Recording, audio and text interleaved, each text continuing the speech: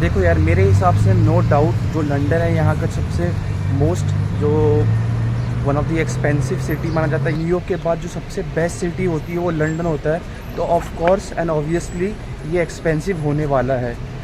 University के terms में बात करूँगा तो कोई भी इंटरनेशनल स्टूडेंट जब यूके के लिए अप्लाई करता है तो उसके दिमाग में चलता है कि यार मैं लंदन जाऊँ, लंदन जैसी बड़ी शहर में जाऊँ, या अपना ऐसा यूनिवर्सिटी में कोई ऐसा यूनिवर्सिटी चूज़ करूँ और कुछ ऐसा सिटी चूज़ करूँ जो ज़्यादा एक्सपेंसिव नहीं है और वहाँ के अकोमोडेशंस और वहाँ का जो लिविंग एक्सपेंसेस है वो कम है। तो मैं आज की वीडियो में बात करने वाला हूँ कि क्या सही रहेगा अगर आप सितंबर 2025 में या मई 2025 इनटेक में यहाँ पे आने का सोच रहे हो, अपना प्लानिंग कर रहे हो।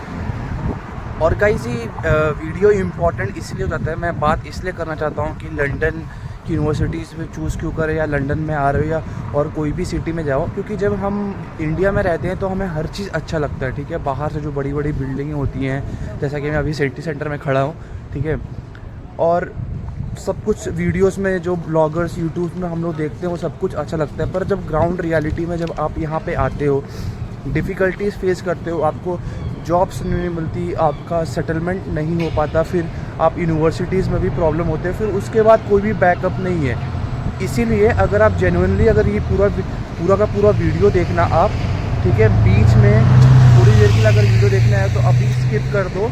पर अगर आप जेन्युइनली इंटरेस्टेड हो तो पूरा वीडियो देखना।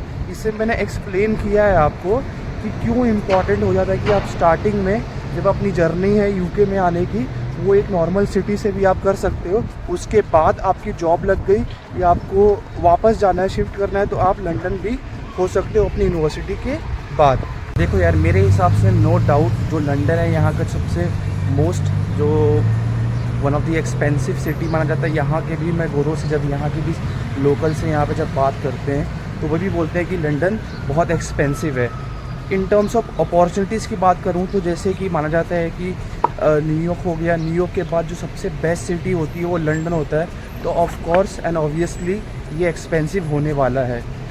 यूनिवर्सिटी के टर्म्स में बात करूँगा तो क्योंकि एज अ इंटरनेशनल स्टूडेंट्स का जो माइंडसेट होता है ना, सबसे पहले क्या होता है कि यहाँ पे यूके आने के बाद जो उनका सबसे टॉप मोस्ट प्रायोरिटी होता है वो दो चीज़ें होती हैं।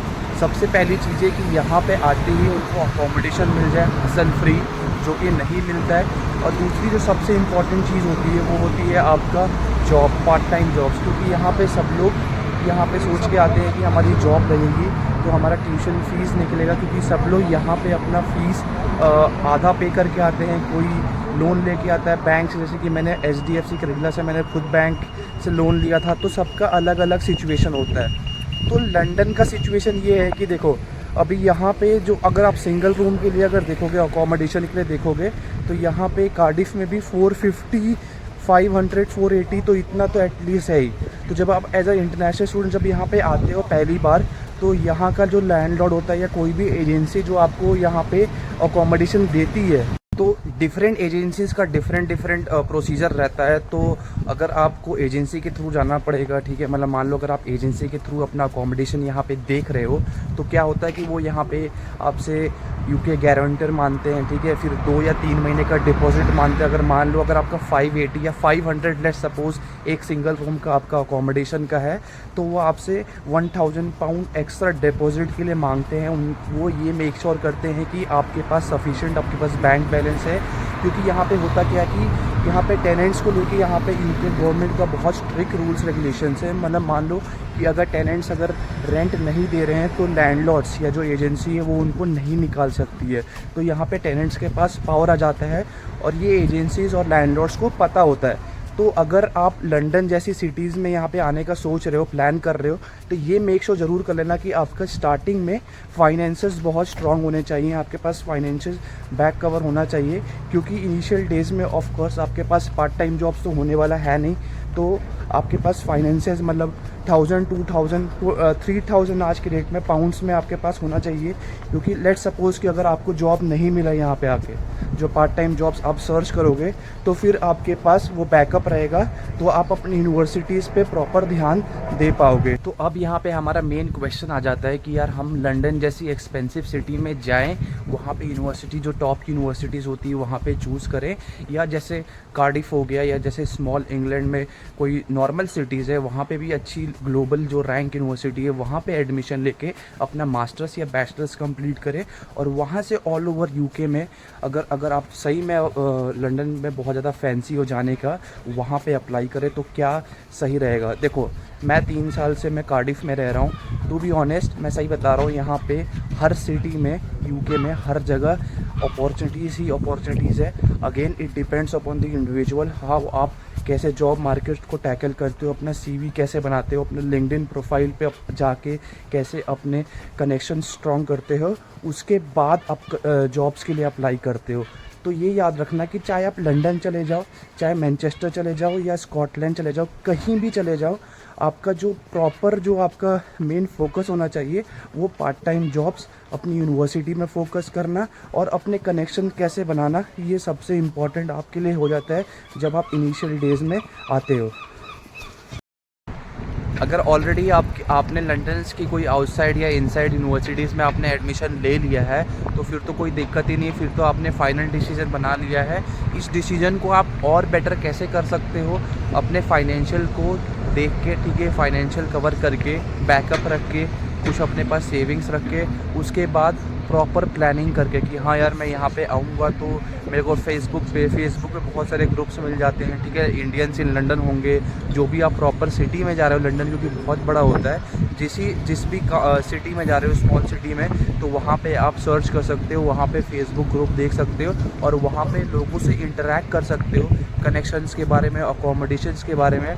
उसके बाद जो आपकी यूनिवर्सिटीज़ की एल्यूमिनाई होते हैं, या और कोई जैसे कि कोई यूट्यूबर हो गया या और कोई दोस्त वगैरह हो गए, तो इन सब से भी आप इंटरेक्ट करके अपना कनेक्शन स्ट्रॉन्ग कर सकते हो। तो इससे क्या होगा, इससे आप जब वहाँ पे जाओगे तो सब कुछ अच्छे से होने की चांसेस बढ़ जाते हैं। एक चीज़ और देखो, यूके में तो मैं बता रहा हूँ कभी भी हर चीज़ अच्छे से नहीं होता, अप्स एंड डाउन्स हर जगह चलते रहते। तो यूके में भी वैसा ही सीन है, आपके अप्स एंड डाउन्स चलते रहेंगे, पर जो आपका जो ग्राफ है ना वो हमेशा आगे की तरफ बढ़ते रहना चाहिए। यही मेरी लर्निंग्स यहाँ पे यूके। और एक और चीज़ बता रहा हूँ मैं आपको, जो बहुत एज ए इंटरनेशनल स्टूडेंट आपको ध्यान देना चाहिए।